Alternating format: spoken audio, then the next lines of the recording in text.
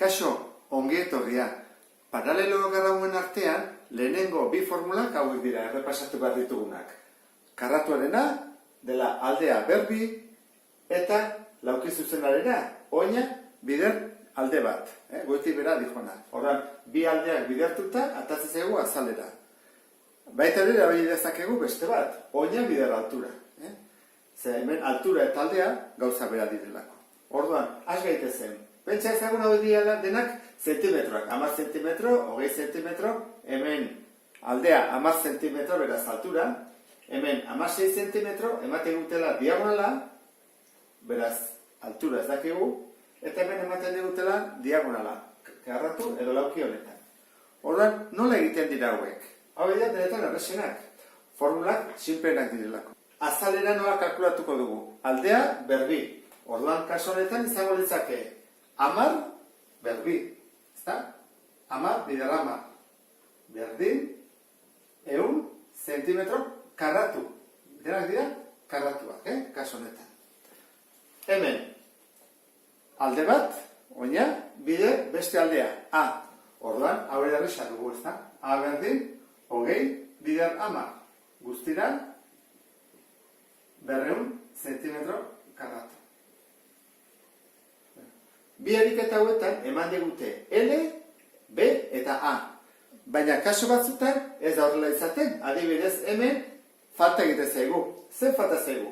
Guazen jartzea. Hau zer izango da? Hau izango da oina, ezta? B. Beraz, zer falta zaigu? Altuera. Hemen zer dakigu? Diagonala. Zer falta zaigu? Aldea, ezta? L hau. L eta hori ere bai, noski. Jarri dezakegu baita ere B, Orduan, kaso honetan nola egiten da? Atea bat dugu triangelua. Atea dugu triangelua, angelu zuzena da, eta orduan, hau 16 da, hau 20, beraz ez dakigu A, ezta? Goiti bera datorren A, hau. Zein da hiruetan hipotenusa? Luzeena 20, horra jarriko dugu 20 berbi, berdin 16 berbi, gehi A berbi. Hau da 200, hau da 256, gehi A berbi. Pasa behar dugu eskubitik ezkerrera. Horran, kentzen pasatzen dugu. 256. Lareun, ken 256, 154. Berdin, A berbi. Eta berbi hau, pasa behar da bestalera, error moduan, ezta? Jalbatu gordoan, 154. Eta atako zaigu, 12. Beraz, A badakigu zen baden, 12. Jarrezakegu. A berdin, 12. Horren, kalkulatu ezakegu azalera, noski, formula erabili behar dugu. Eta izango da, azalera berdin, 16 bider 12. Beraz, azalera berdin, 182 zentimetro karratua. Azkenek hau da denetan zailena. Zergatik, atatzen dugunean triangelua, atatzen bezala, hipotenusa 10 da, baina biak falta zaizkit. Hau eta hau, biak, zer egin dezaket? Biai jarri letra berdina, izki berdina. L adibidez, edo B, jarriko dugu B, aldatzagatik, B eta P. Orduan, guazen egitea. 10 berbi, berdin, B berbi, gehi B berbi.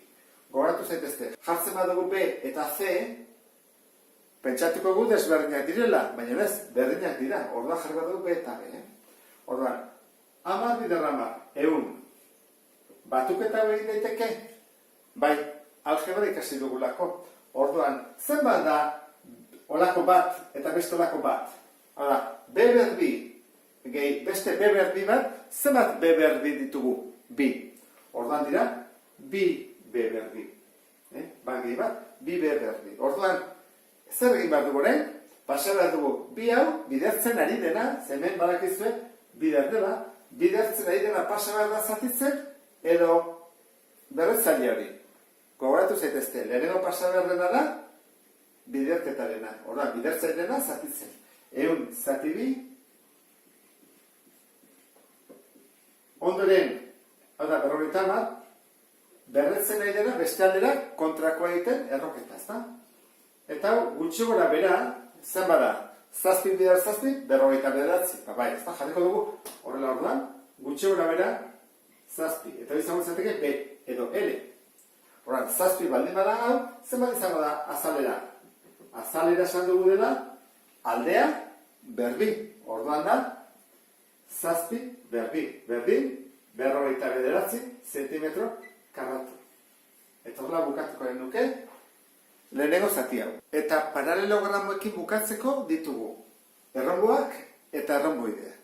Orduan, erronboaren formulan badakizue dela diagonal handia bider diagonal txikia zati bi. Ematen baizkigute bi diagonalak primeran badakigu kalkulatzen. Baina askotan, ariketetan ez dakigu diagonalen bat. Orduan, zer egin behar dugu? Kasu honetan, atea behar dugu triangelu bat. Horatatzen triangeluan, eta zer bada hipotenusa? 15. Aldearen berdina delako. Goiti beran diagonala 24 da. Baina hemen, triangelu atea dudana da erdia. Horran, 24ren erdia 12. Eta hau izango izateke B, oina. Orduan, beti bezala, Pitagoras egin beharko dugu. 15 berbi, berdin, 12 berbi, gehi B berbi. Gogoratu zaitezte, hemen jarri behar dela, denetan luzena. Hipotenusa. 15 bider 15, nik uste hori da badakizula buruz, ezta? 225. 12 bider 12, hori ere bai, ezta? 154. Eta B berbi. Orduan, batutzen nahi dena, bestaldera kentzen, eta 154, berdin, B berbi, 225, ken 154, 80 da, orduan jarri behar dugu erroketan, pasatzen dugulako, beraz, beze bada bederatzi.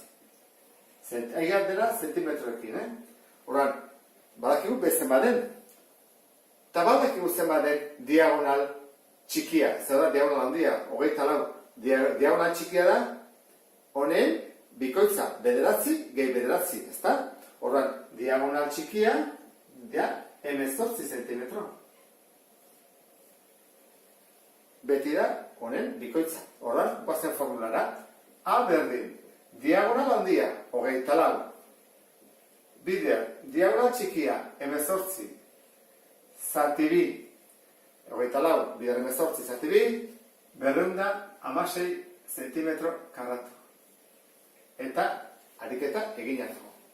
Guazen, erronboideekin. Erronboideak egiteko formula hau da, simpleagoa, oina bider altura. Baina, jakin behar dugu, eman diguten altura edo ez. Ematen bat diguten altura, hau dela, guti bera zuta bat, orduan egin dago. Oina bider altura. Askotan ematen digute aldea. Orduan, aldea baldin bada, hemen ez da jartzen aldea, baizik altura.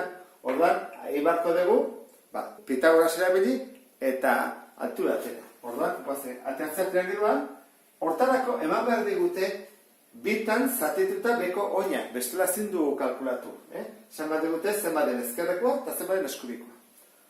Orduan, has gaitezen.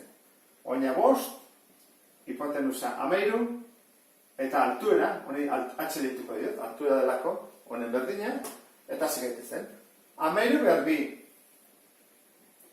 berdi, 5 berbi, gehi, altuera berbi. 13 bider 13, 169. 5 bider 5, 25, atxe berbi. Horan, 165, ken 25, 154. Berdi, atxe berbi. Berreketan, zer pasatzea bezalera, erroketan moduan.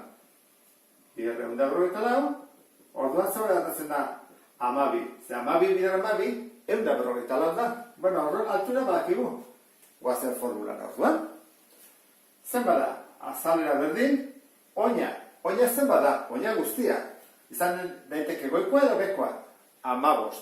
5 gehi 15. 12, azalera berdin, 180 zentimetro karratu.